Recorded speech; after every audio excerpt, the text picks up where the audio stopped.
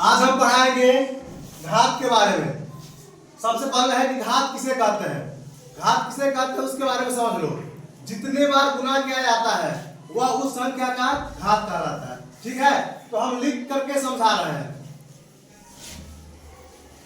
जितने बार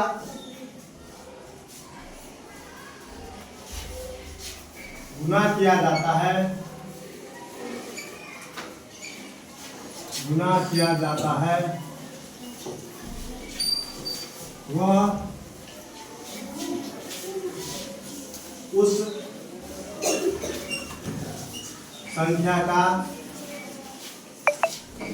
संख्या का घात कहलाता है।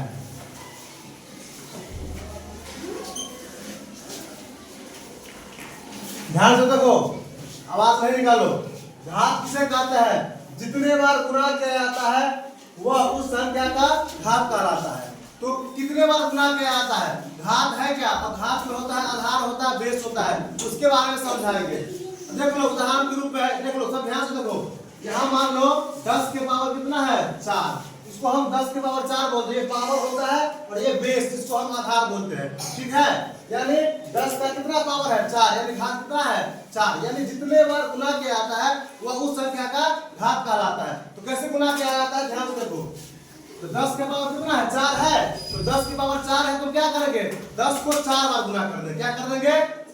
4 बार गुना करेंगे। 10 गुने 10, 10 गुने 10 और 10।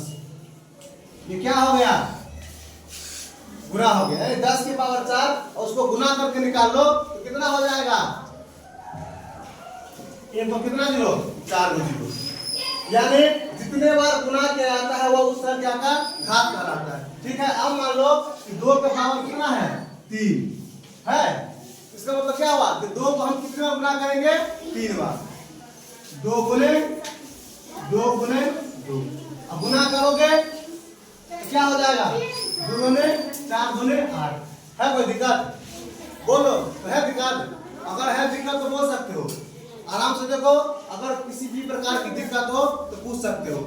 इसमें नए सिलेबस में दिया हुआ है, नए सिलेबस में दिया हुआ है घात के बारे में, वर्ग के बारे में, त्रिभुज के बारे में, सम विषम संख्या के बारे में दिया हुआ है। तो एक एक करके हम चर्चा करेंगे, एक एक करके समझाएंगे। ठीक है, तो आज हम घात के बारे में जानेंगे और घात के बारे में विस्तृत रूप से जानकारी लो। ठीक है, उसके बाद हम सवाल देंगे। ठीक है, ध्यान से देखो।